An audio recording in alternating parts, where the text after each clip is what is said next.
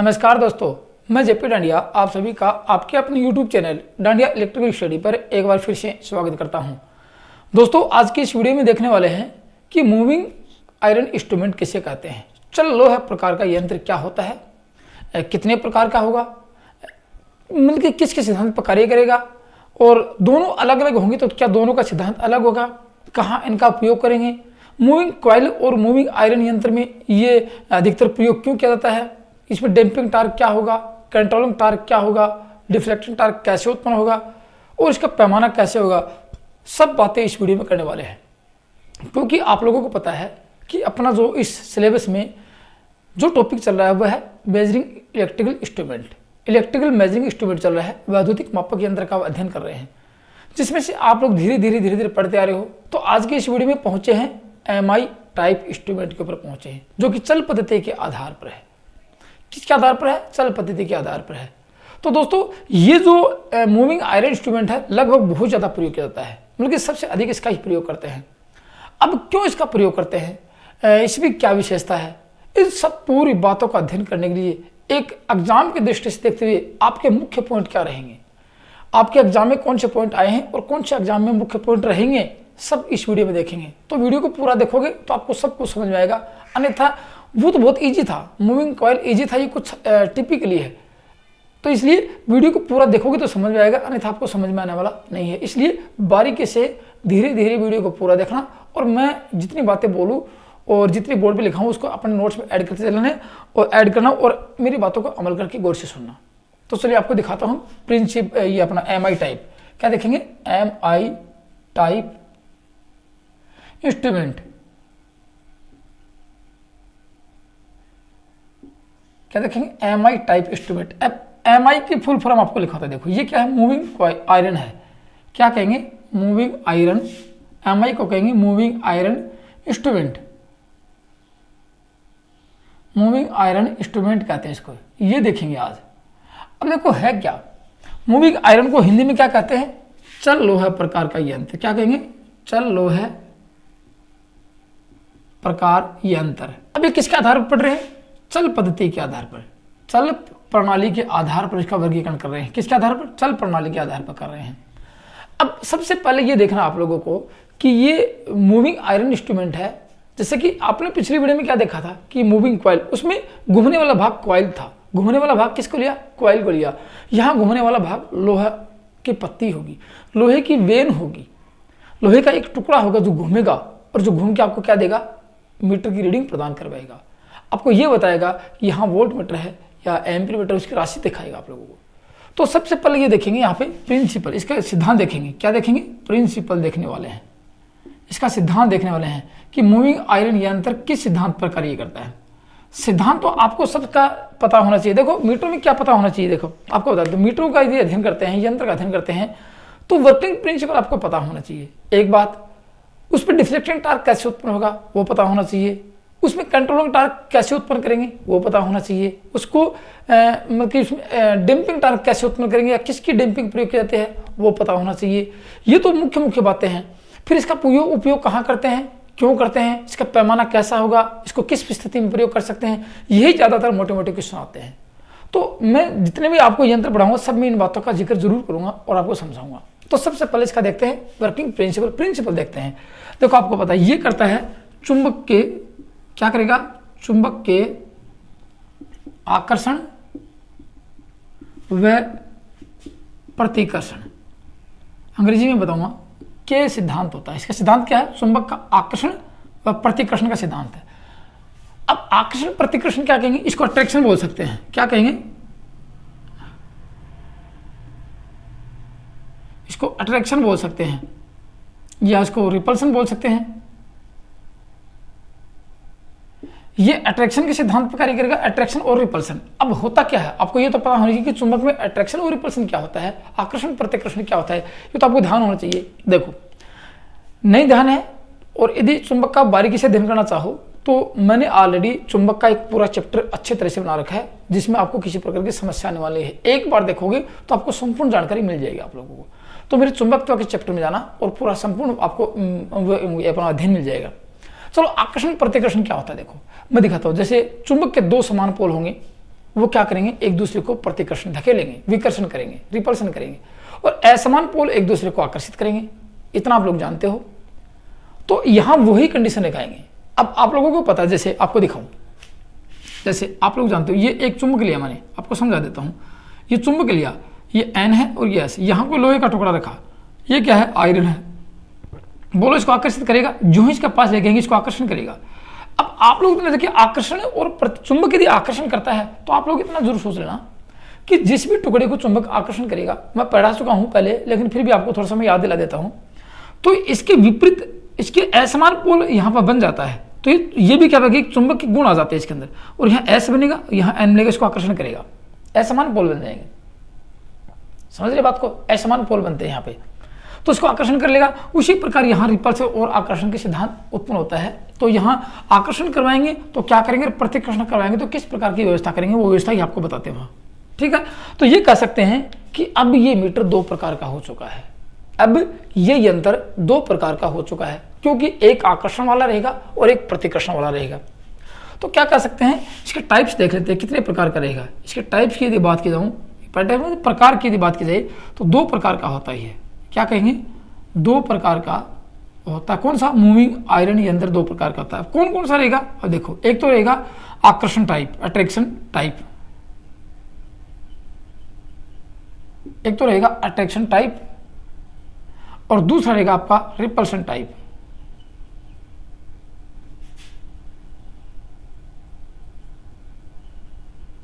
Repulsion type Hindi में लिखा दूंगा, कोई बात नहीं है। ये रहेगा आकर्षण प्रकार का,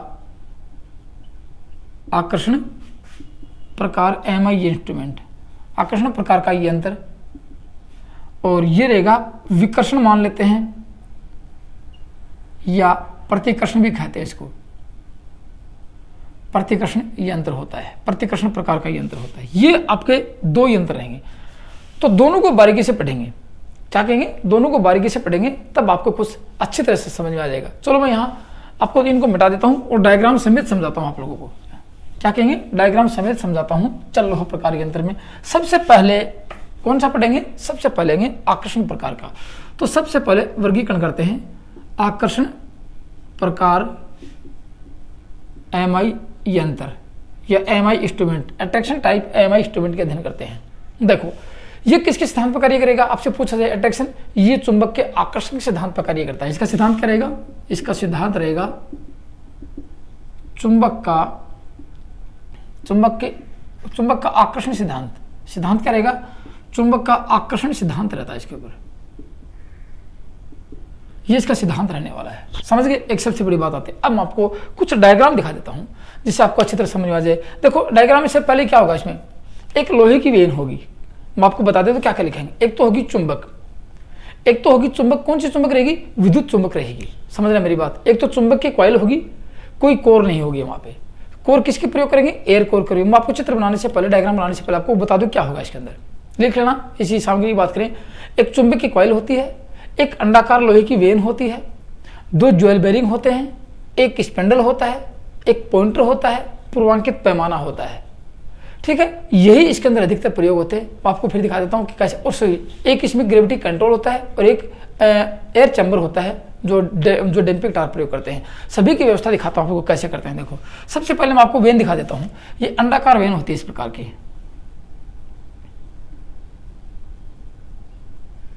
ये अंडाकार वेन होती है। अच्छा देखो, एक अंडाकार वेन में केंद्रित नहीं होता, विकेंद्रित होती है। विकेंद्रित अंदर क्या रहेगा, इसके अंदर केंद्र, इसके सेंटर ये नहीं रहेगा, यहाँ विकेंद्रित रहेगी ये, यहाँ इसके स्पेंडल लगाते हैं। एक इसमें मूविंग कॉइल होती है, सॉरी विद्युत चुंबक होती है। विद्युत चुंबक दिखाता हूँ आपको, देखो विद्युत चुंबक कैसी होती है।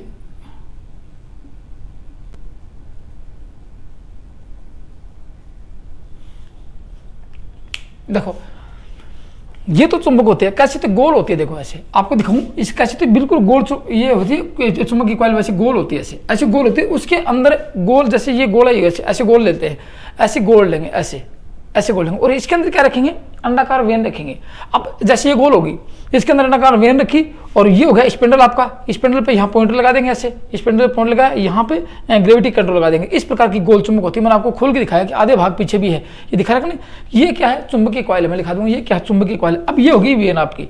अब वेन पे देखो क्या होता है, आप लोगों को दिखाऊं वेन पे के ऊपर क्या होता है। जैसे वेन, ये स्पिंडल होगा, स्पिंडल पे आपका ये लगेगा, आपका ये रहेगा आप लोगों का पॉइंटर। ये क्या लग गया, पॉइंटर लग गया। अब पॉइंटर के साथ व्यवस्था होगी। देखो आप लोगों को पहले पता कि इसमें ग्रेविटी कंट्रोल प्रयोग करेंगे। मैंने पता ये ग्रेविटी कंट्रोल, एक वजन ये लटकाया और एक वजन ये लटकाया। ये ग्रेविटी कंट्रोल में वजन लटका दिया। मैंने आपको ग्रेविटी कंट्रोल बाहर लटकाते हैं, 90 डिग्री पे बाहर लटका दिया, आपको मैंने पढ़ा चुका हूँ। और यहाँ लगाएंगे एक एयर चैम्बर। यहाँ क्या लगाएंगे, एयर चैम्बर लगा देंगे। ये लगा दिया एयर चैम्बर, एयर डैम्पिंग के लिए। ये व्यवस्था होती है इसके अंदर, समझ गया आपको। तो किस प्रकार की, देखो आप अब नाम लिखा दूं, ये तो रहेगा एयर चैम्बर। एयर चैम्बर हो गया। ये आपका पिस्टन हो गया, जो इसके अंदर एयर चैम्बर में घूमेगा। वो किसके सिद्धांत पर कार्य करेगा, वायु दाब के सिद्धांत पर कार्य करेगा। क्योंकि ये जो बल है, कौन से बल, अवमंदक बल है, नियंत्रक बल है, विक्षेपक बल है। मैं ऑलरेडी इसे पिछली वीडियो में आपको पढ़ा चुका हूँ, मूविंग कॉइल वाले पिछली वीडियो से उसमें पढ़ा चुका हूँ। सब किस प्रकार करते हैं, इसको उत्पन्न करते हैं। ये आपका पॉइंटर रहेगा। पॉइंटर क्या रहेगा, पॉइंटर आपको पैमाना, जिसको बोलते हैं संकेतक, या अपनी देशी भाषा में सुई बोलते हैं। ये अंडाकार वेन है, अंडाकार लोहे की वेन है, लोहे की पत्ती मान लेते हैं, लोहे की वेन मान लेते हैं, शक्ति मान लेते हैं, लोहे की शक्ति है। और ये आपकी क्या है, विद्युत चुंबक है। कैसी होती है, गोलाकार होती है, विद्युत चुंबक होती है। और ये आपके क्या है, ये ग्रेविटी कंट्रोल है, ये ग्रेविटी कंट्रोल है, ये पॉइंट। और ये आपका रहेगा पैमाना। ये आपका क्या रहेगा, पैमाना रहेगा।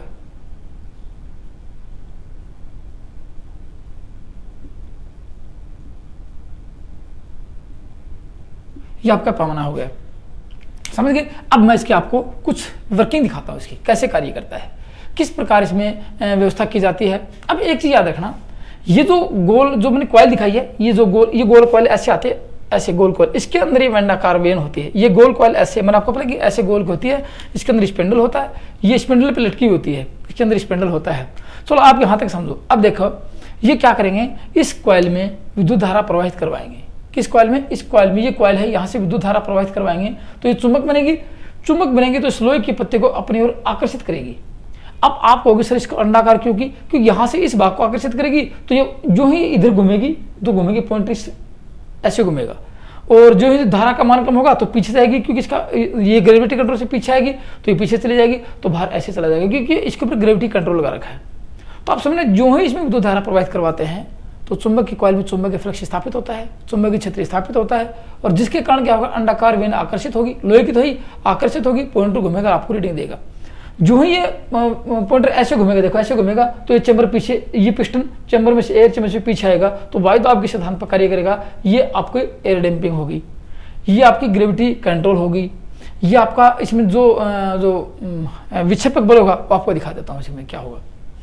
तो इसके बारे में क्या लिख सकते हैं आप, अब इसके बारे में यदि अपन लिखना चाहें तो क्या लिख सकते हैं। लिखने के बाद देखो, इसमें एक चुंबकीय कॉइल होती है, लिख लो। इसमें क्या होगी, चुंबकीय कॉइल होगी, चुंबकीय कॉइल होती है। एक तो ये लिखना होगी चुंबकीय कॉइल, ये रही चुंबकीय कॉइल आपकी। दूसरी क्या लिखते हैं, एक विकेंद्रित, क्या लिखेंगे, विकेंद्रित। विकेंद्रित किसके केंद्र में स्पिंडल नहीं लगाते हैं, विकेंद्रित अंडाकार लोहे की चक्ति होती है। चक्ति का मतलब वेन होती है, वेन लिख देता हूँ, ये लो चक्ति होती है, एक ये लिख देते हैं। और क्या क्या इसके अंदर, और ग्रेविटी कंट्रोल है, क्या लिखेंगे, गुरुत्व नियंत्रण है, गुरुत्व नियंत्रण लगा रखा है इसके अंदर, गुरुत्व नियंत्रण लगा दिया। और इसमें देखो ये जो स्पिंडल लगाएंगे ऐसे, यहाँ जो स्पिंडल लगेंगे, स्पिंडल के पीछे कहाँ रुकेगा, ज्वेल बेरिंग पर। लिख लो एक स्पिंडल होता है, स्पिंडल को हिंदी में क्या कहेंगे, धुरा कहते हैं। स्पिंडल मैं हिंदी लिख देता हूँ, धुरा, धुरा होता है। और दो ज्वेल बेरिंग होते हैं। ज्वेल बेरिंग मतलब कि स्पिंडल को कौन रोकेगा? ज्वेल बेरिंग पर स्पिंडल लगाए जाते हैं। और क्या होता है इसके अंदर देखो, और एयर चैम्बर होता है, एयर चैम्बर लगा दिया, और पॉइंटर होता है, यहाँ क्या लिखेंगे? पॉइंटर होता है। पॉइंटर किसमें? पैमाना, मानक पैमाना होता है। क्या लिखेंगे? स्टैंडर्ड पॉइंटर होता है, यहाँ पे मानक पैमाना ये होता है, पॉइंटर होता है, और पूर्वांकित पैमाना होता है। ये मैंने सारी व्यवस्था लिखवा दी आप लोगों को। अब यदि मैं आपसे पूछा धीरे धीरे इसके बारे में बताया जाए, हाँ एक चीज़ नहीं लिखाई, इसमें एयर कोर होती है। कोर किसका प्रयोग करेंगे? अंडाकार, ये नहीं जिसमें चुंबक होती है, इसमें एयर कोर होती है। एयर कोर का मतलब यहाँ कोई कोर नहीं, सिर्फ वायु, एक गोल अंडाकार एक गोल कॉइल होती है बस इसके अंदर, न तो कोई लोहे की न कुछ प्रकार की लपेट, सिर्फ कॉइल लपेट के रखते हैं। मैं आपको कॉइल दिखा देता, आप समझ में नहीं आता, ऐसे कॉइल दिखा देता। ये वैसे सिर्फ कॉइल होती है कि, और कॉइल की ही चुंबक बनाते हैं, समझ गए आपको? अब देखो इसके अंदर क्या क्या व्यवस्था होगी ना। ये जो कॉइल होती नहीं है, ये एयर कोर, जिसमें ये कॉइल होती है इसके अंदर, ये एयर कोर की कॉइल होती नहीं है, ये हाई इम्पिडेंस की होती है। लिखना ना, हाई इम्पिडेंस। इसका राज बताऊंगा क्यों होती है हाई इम्पिडेंस, मतलब उच्च प्रतिबाधा की होती है, उच्च प्रतिबाधा की कॉइल होती है, ये होता है इसके अंदर, बस और कुछ नहीं। अब इसकी मैं इसके कुछ विशेष बातें आपको लिखवा देता हूं, जिससे आपको अच्छी तरह समझ में आ जाएगा, ठीक है? डिफ्लेक्टिंग टार्क कैसे उत्पन्न होगा? अब आपसे पूछा जाए कि मूविंग कॉइल इंस्ट्रूमेंट अट्रैक्शन प्रकार के यंत्र में जो विक्षेपक बल होता है वो किस प्रभावधारा के कौन से प्रभाव से उत्पन्न होता है? विक्षेपक बल कैसे होगी? चुंबकीय प्रभाव से। तो अब इसके मुख्य मुख्य बातें आप लिख लो, ये मैंने इसके भाग लिखवाए हैं, मुख्य मुख्य बातें लिख लो इसमें क्या होती हैं। विक्षेपक बल, विक्षेपक बल, डिफ्लेक्टिंग टार्क, हिंदी में क्या कहेंगे? डिफ्लेक्टिंग टार्क कैसे उत्पन्न हुआ? धारा के चुंबकीय प्रभाव से उत्पन्न। तो ये चुंबकीय प्रभाव से विक्षेपक बल उत्पन्न होता है, एक तो ये देख लेना, ठीक है? दूसरी बात आपको दिखाता हूं, इसमें डैम्पिंग टार्क, पहले तीनों टार्कों की बात करेंगे, फिर आएंगे डैम्पिंग टार्क। डैम्पिंग को हिंदी में क्या कहेंगे? अवमंदक, अवमंदन बल। अवमंदन बल कैसे होगा? कौन सा अवमंदक बल है? डैम्पिंग, ये है एयर डैम्पिंग, तो लिख लो एयर डैम्पिंग होती है, एयर फ्रिक्शन डैम्पिंग होती है, एयर फ्रिक्शन। हिंदी में क्या कहेंगे? वायु घर्षण अवमंदन, वायु घर्षण अवमंदन होता है। दो बल हो गए, एक ये हो गया, एक ये होगा। तीसरा बल कौन सा है? नियंत्रक बल, कंट्रोलिंग टार्क। कंट्रोलिंग टार्क कैसे उत्पन्न होता है इसके अंदर? कंट्रोलिंग टार्क को हिंदी में कहते हैं नियंत्रण बल। क्या कहेंगे? नियंत्रण, नियंत्रक बल। नियंत्रक बल, घुमाव बल, कैसे उत्पन्न होता है? बल कौन सा है नियंत्रक बल? Gravity control. तो इसको लिख लो गुरुत्व नियंत्रण प्रयोग करते हैं, गुरुत्व नियंत्रण होता है इसके अंदर। चलो तीन बातें आपकी क्लियर हो चुकी हैं, सामने सामने लग रही है, तीन बातें आपकी क्लियर हुई हैं। अब आपसे पूछा जाए कि हाई इंपिडेंस वाली कॉइल क्यों प्रयोग की? हाई इंपिडेंस का प्रयोग करने का बेमुख्य उद्देश्य क्या? उच्च मान की धारा नापने के लिए, उच्च मान की धारा मापने के लिए हाई इंपिडेंस वाली कॉइल प्रयोग करते हैं। क्या करेंगे? हाई इंपिडेंस की कॉइल प्रयोग करेंगे, क्योंकि आपको पता है इंपिडेंस क्या करेगा? धारा के मान में रुकावट उत्पन्न करेगा। इंपिडेंस क्या होता है? प्रतिबाधा कहते हैं। प्रतिबाधा का मतलब resistance, impedance, inductive reactance, capacitive reactance, सबका काम होता है धारा के मार्ग में रुकावट उत्पन्न करेगा। जो जो धारा बढ़ाएंगे, अब धारा रोकेगा तो मीटर पे जोर कम आएगा, लेकिन धारा का मान अधिक सहन करने वाला होगा, क्योंकि धारा कितनी ज्यादा प्रभावित क्रॉसिंग मीटर जले, कॉइल जलेगी नहीं। अधिक इंपिडेंस वाले कॉइल में धारा यदि ज्यादा प्रभावित हो जाती है तो कॉइल जलते नहीं, इसलिए कहते हैं आसानी से ओवरलोड भी सहन कर लेते हैं। मूविंग कॉइल यंत्र ओवरलोड सहन करने वाला नहीं होता, ये ओवरलोड भी सहन कर लेते। ये आपका देखो इंपिडेंस की बात करें, इंपिडेंस के बारे में आप देखोगे तो मेरे उसके एसी फंडामेंटल के चैप्टर जाके देखना, इंपिडेंस का पूरा वर्गीकरण करवा रखा है। जैसे मैंने आपको पॉइंट टू पॉइंट सिलेबस का अध्ययन करवाया है, इंपिडेंस का पूरा फंडा फिट करवा कि इसमें धारा अधिक क्यों प्रभावित कर सकते हैं, इसका काम क्या है, पूरा इसका फॉर्मूले समेत तक, और मैंने इंपिडेंस रिएक्ट के इसको त्रिभुज समेत तक इसको समझाया है। तो आप उसको समझोगे अच्छा, मैंने अच्छी तरह समझ में आ जाएगा। तो अब आपको दिखाता हूँ आकर्षण प्रकार के यंत्र में वर्किंग दिखाता हूँ इसकी कैसे कार्य करता है। क्या देखेंगे? वर्किंग देख लो इसकी। वर्किंग की बात करें इसके अंदर, वर्किंग क्या होगा? देखो आप वर्किंग में यहाँ देखो, ये क्या करेंगे? विद्युत धारा प्रवाहित करवाएंगे इस कॉइल में। ये कॉइल है, कॉइल की ये कॉइल में, तो वर्किंग में लिखो, यदि लिखना चाहो तो कि जब यंत्र में यंत्र को विद्युत सप्लाई से संयोजित किया जाता है, जब लिखना चाहो तो लिखना, जब यंत्र को विद्युत सप्लाई से संयोजित किया जाता है, अर्थात चुंबक के कॉइल में विद्युत धारा प्रवाहित की जाती है, अर्थात चुंबक के कॉइल में विद्युत धारा प्रवाहित की जाती है, तो चुंबक स्वयं का चुंबकीय फ्लक्स स्थापित करती है। क्या करेगी ये चुंबकीय क्षेत्र स्थापित करेगी। यहाँ पे ये फ्लक्स हुआ, चुंबक स्वयं का चुंबकीय क्षेत्र स्थापित करती है। फिर आगे देखो दूसरा पॉइंट क्या लिखेंगे, ये लिख सकते हैं कि ये कॉइल अर्थात चुंबकीय क्षेत्र, ये कॉइल अर्थात चुंबकीय क्षेत्र स्पिंडल से जुड़ी वेन लोहे की पत्ती को, स्पिंडल से जुड़ी लोहे की अंडाकार चकती को अपनी ओर आकर्षित करता है, इसको आकर्षित करेगा ये, समझ गए। जिससे स्पिंडल घूमता है, इसके पीछे क्या है, यहाँ स्पिंडल लगा रखा है, जिससे क्या होगा, स्पिंडल घूमेगा तो इसके साथ पॉइंटर है, पॉइंटर घूमेगा और मीटर विद्युत राशि को मापना शुरू कर देगा। ये इसकी वर्किंग होती है। अब इसमें यह पूछा जाए कि लोहे की चकती में डिफ्लेक्टिंग टार्क मान लेते हैं, लोहे की चकती में कौन सा बल उत्पन्न हुआ, लोहे की चकती में कौन सा बल उत्पन्न हुआ, डिफ्लेक्टिंग टार्क, विक्षेपक बल। आपको पता है पॉइंटर कैसे घूमेगा, मैंने आपको 3 बल का अध्ययन करवाया था, याद होगा आप लोगों को, एक विक्षेपक बल, एक नियंत्रक बल, एक अपने अवमंदक बल। विक्षेपक बल का कार्य पॉइंटर को घुमाना, नियंत्रक बल का कार्य उसको यथार्थ स्थिति पर रोकना, और अवमंदक बल का कार्य उसकी वाइब्रेशन खत्म करना। तीनों पॉइंट आपको बताए थे, याद होगा आप लोगों को। तो यहाँ विक्षेपक बल कैसे घुमा, किस बल के कारण घुमा, ये पॉइंटर किस बल के कारण घुमा, विक्षेपक बल के कारण घुमा। किसने उत्पन्न करके दिया, शक्ति ने उत्पन्न कर दिया। तो शक्ति क्या कौन सा बल उत्पन्न करके देती है, अंडाकार वेन कौन सा बल उत्पन्न करके देती है। आप लोगों को पूछा जाएगा कि एमआई मीटर में ये अंडाकार वेन किस प्रकार के बल को उत्पन्न करती है, विक्षेपक बल को उत्पन्न करती है, समझ गए। ये तो थी बात इसमें। अब विक्षेपक बल का यदि मान ज्ञात किया जाए, मान पूछ लिया जाए तो समझना मेरी बात। विक्षेपक बल किसके कारण, इस चुंबक की शक्ति के कारण। तो मैं यहाँ विक्षेपक बल की यदि गणना करवाऊँ आप लोगों को, विक्षेपक बल की गणना करवाऊँ किसकी, टीडी की, डिफ्लेक्टिंग टार्क की यदि गणना करवाऊँ तो क्या लिख सकते हैं, या फोर्स लिख सकते हैं यहाँ पे कि इसमें कौन सा बल उत्पन्न होगा, उस बल की बात कर सकते हैं। देखो इसमें विद्युत धारा प्रवाहित होगी, जितनी विद्युत चुंबक की शक्ति होगी, चुंबक की सामर्थ्य होगी, उसके कारण ये अधिक, इसमें कम शक्ति है तो कम आकर्षित करेगा, अधिक शक्ति है तो अधिक आकर्षित करेगा। ये किसके ऊपर डिपेंड हो गया, धारा पर डिपेंड हो गया। तो लिख सकते हैं चुंबक की सामर्थ्य, चुंबकीय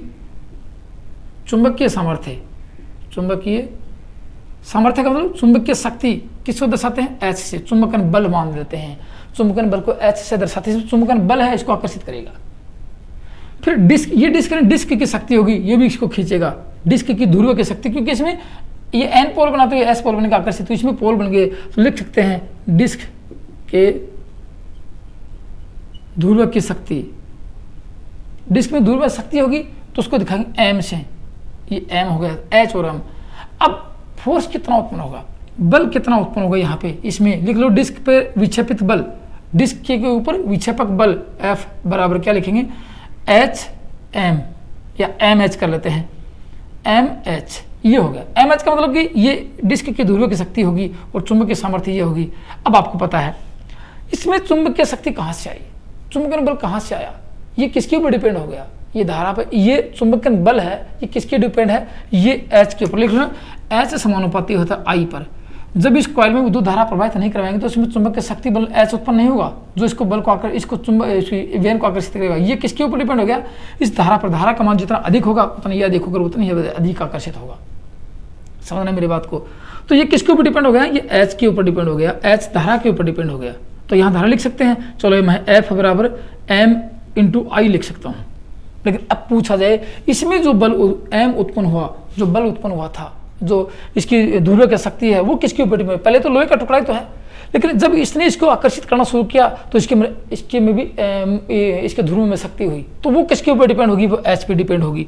तो लिख सकते हैं एम समानुपाती भी एच होता है, क्योंकि सारा संबंध किसका है, धारा प्रवाहित हुई, एक नंबर पर धारा से ये बल हुआ तो धारा के समानुपाती ये, इससे ये उत्पन्न हुआ इसके समानुपाती ये, तो यहाँ एम बराबर एच लिख सकते हैं। एच समानुपाती आप लोग जानते हो आई होता है, तो एम का मतलब भी आई हो गया, आई इंटू आई हो गया, दोनों का मान आई हो गया, धारा के ऊपर डिपेंड दोनों हो गया। तो लिख सकते हैं विक्षेपक बल टी डी का मान टी डी समानुपाती आई स्क्वायर होता है। तो ये काफ़ी बार आपसे पूछा गया है, काफ़ी बार पूछा गया आप सब लोगों से कि अट्रैक्शन टाइप एम आई इंस्ट्रूमेंट में विक्षेपक बल किसके समानुपाती होता है, कितना होता है।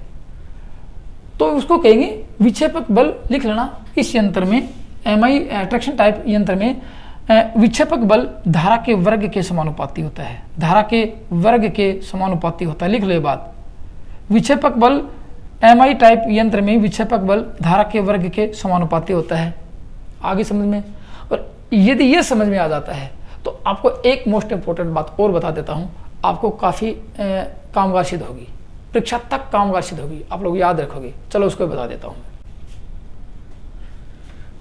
समझ गए बात को। तो अब आपको चलो 2 बात और लिखा देता हूँ इस यंत्र में। चलो मैं यहाँ मिटा देता हूँ कुछ। तो क्या लिख सकते हैं, इस यंत्र में डिफ्लेक्टिंग टार्क विक्षेपक बल धारा के वर्ग के समानुपाती होता है।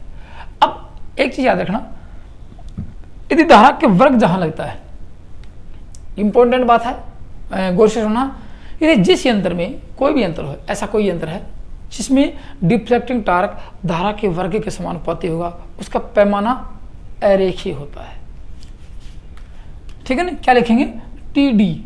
टीडी क्या होगा, डिफ्लेक्टिंग टार्क समानुपाती आई स्क्वायर होता है जिस भी यंत्र का रहेगा, तो उसका पैमाना कैसा होगा, अरेखीय होगा। अरेखीय भी बताऊंगा, अरेखीय या विषम होता है, विषम होता है। ठीक है ना, एक तो ये याद रख लेना। आगे बहुत से यंत्र आपके सामने आएंगे जिसमें डिफ्लेक्टिंग टार्क धारा के वर्ग के समानुपाती होगा, अरेखीय होता है। किसे कह सकते हैं, या ये कह सकते हैं समरूप नहीं होता है, समरूप नहीं होता है। समरूप का मतलब आपको देखो कैसा होता है, देखो ये कह सकते हैं, लिख लो। समरूप नहीं होगा तो क्या लिख सकते हो, शुरू व अंत में तंग होता है। तंग का मतलब, तंग को एक भाषा, तंग एक मतलब सघन होता है। क्या लिख सकते हैं, तंग को सघन लिख सकते, सघन होता है, ये लिख सकते सघन होता है। मतलब कि अब आपको दिखाता हूँ, जैसे ये पैमाना है आपके सामने है, तो यहाँ इस पैमाने को मैं आपको बना के दिखाऊं, यदि इसको सघन बना के दिखाऊं तो ये लिख सकते हैं इसके ऊपर। ये देखो यहाँ पे पैमाना, यहाँ बहुत बारीकी लाइनें होंगी, 1 2 ये ऐसे होंगी, बिल्कुल नजदीक होंगे, ऐसे होंगी। फिर धीरे धीरे जाके आगे ये एक समरूप भागों में बढ़ जाएगा, धीरे धीरे ये समरूप भागों में समान रूप से हो जाएगा ऐसे। और लास्ट में आके क्या रहेंगे, लास्ट में आके वही कंडीशन आ जाती है, धीरे धीरे बहुत तंग हो जाएगा ऐसे। ये शुरू में और अंत में तंग होता है, बीच में समरूप होता है, तो कह सकते हैं इसका पैमाना अरेखीय होता है। रेखीय का मतलब ये होगा कि पूरा समान होगा, समान भागों में विभाजित होगा, तो रेखीय कहेंगे, अन्यथा रेखीय नहीं कहेंगे। समझ गए। तो यहाँ सामान्य हो गया, यहाँ सघन हो गया, यहाँ सघन हो गया, तो पूरे को क्या कहेंगे, अरेखीय है, विषम बोल सकते हैं, अरेखीय बोल सकते हैं। समझ गए बात को। एक चीज आपको मैं पहले बता चुका हूँ। दूसरी चीज क्या लिखने वाले हैं, देखो मैं आपको सारी बातें मोस्ट इंपोर्टेंट बताने वाला हूँ। दूसरी ये कह सकते हैं कि ये जो डिफ्लेक्टिंग टार्क हुआ, ये जो डिफ्लेक्टिंग टार्क हुआ, और एक हो गया कंट्रोलिंग टार्क। कंट्रोलिंग टार्क किसका, यहाँ पे इसका है, कौन सा, ग्रेविटी कंट्रोल है यहाँ पे। तो ग्रेविटी कंट्रोल और ये विक्षेपक बल, दोनों के बीच का कोण होगा, दोनों के बीच का कोण होगा, उसको कहेंगे विक्षेपक कोण।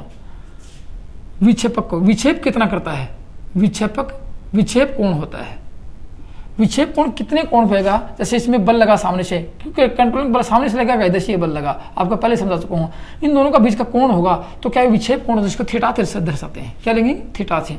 थीटा कोण किसके समानुपाती होता है, धारा के वर्ग के समानुपाती होता है। लिख लो, विक्षेप कोण किसके समानुपाती होता है, धारा के वर्ग के समानुपाती होता है।